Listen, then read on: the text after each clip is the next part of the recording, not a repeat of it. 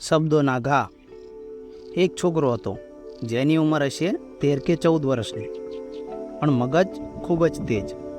વાત વાતમાં ગુસ્સે થઈ જાય, તોડફોડ શરૂ કરી દે, વસ્તુઓ ફેંકે, બરાડા પાડવા માંડે. કંઈ કેટલી વાર તેનો ગુસ્સો ઉતરે. મા બાપ બિચારા હેરાન પરેશાન થઈ ગયેલા. ઘણો સમજાવ્યો, ધમકાવ્યો, અરે શિક્ષા પણ કરી જોઈ, પણ પથ્થર પર પાણી. પેલા છોકરામાં કોઈ જાતનો ફરક જ નહીં. તેનાથી કંટાળીને એને મનોચિકિત્સક પાસે લઈ જવામાં આવ્યો. ઘણો વખત એનો ઉપચાર ચાલ્યો, પણ પરિણામ મીંડું.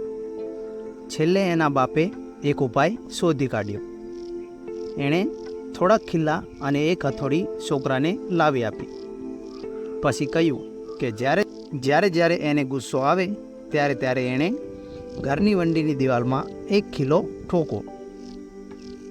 પ્રથમ દિવસે છોકરાએ વંડીમાં 38 ખિલ્લા ઠપકારી દીધા. જેમ જેમ દિવસો જતા ગયા તેમ ખિલ્લાઓ લાગવાનું પ્રમાણ ઘટતું ચાલ્યું.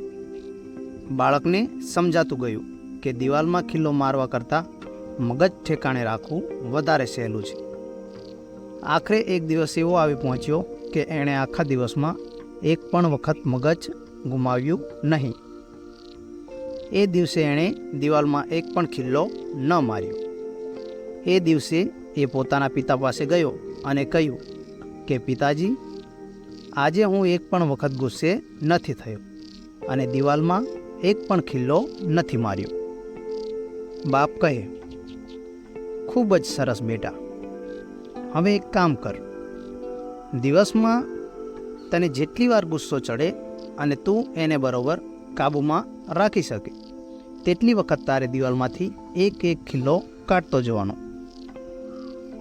બીજે દિવસથી છોકરાએ જેટલી વખત પોતાના ગુસ્સા પર સંયમ રાખી શકે તેટલી વખત અગાઉ બેસાડેલો એક ખિલ્લો કાઢવાનું શરૂ કર્યું. જ્યારે બધા જ ખિલ્લા નીકળી ગયા ત્યારે તે ફરી વખત પિતા પાસે ગયો અને કહ્યું કે બધા ખિલ્લા દિવાલમાંથી નીકળી ગયા છે. બાપે દીકરાને ગળે વળગાડ્યો. એને ખૂબ જ આનંદ થયો. પછી તેનો હાથ પકડીને દિવાલ પાસે લઈ ગયો. એણે કહ્યું, બેટા, તે ઉત્તમ અને અદ્ભુત પ્રયત્ન કર્યો છે. તારું અને મારું ધ્યેય પૂરું થયું. પણ આ દિવાલ સામે તે જોયું, એમાં પડી ગયેલા કાણા જોયા. એ હવે પહેલાંની જેવી ક્યારેય નહીં બની શકે. તમે જ્યારે ગુસ્સામાં બીજાને કંઈક અપમાનજનક વેણ કહી નાખો છો ત્યારે એ શબ્દ પણ સાંભળનારના હૃદયમાં આવો છેદ મૂકી જતો હોય છે.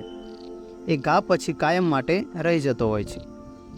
માફ કરી દો એમ કહી દેવાથી સામી વ્યક્તિએ ઘાને ભૂલી શકે, પરંતુ એણે કરેલો ઉજરડો ક્યારેય નથી રૂજાતો.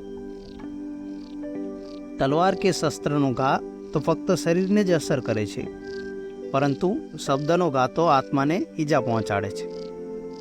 તું સુધરી ગયો તેનો મને ખૂબ જ આનંદ થયો. જો તમને આ વિડીયો ગમ્યો હોય તો વિડીયોને લાઈક કરી દો, તમારા મિત્રો સુધી શેર કરી દો અને ચેનલને સબસ્ક્રાઈબ કરી દો. અને તમારી કોઈ પણ મનપસંદ વાર્તા હોય તે નીચે કોમેન્ટમાં લખી દો. મળીએ એક નવા વિડીયો સાથે. ત્યાં સુધી જય ગરવી ગુજરાત.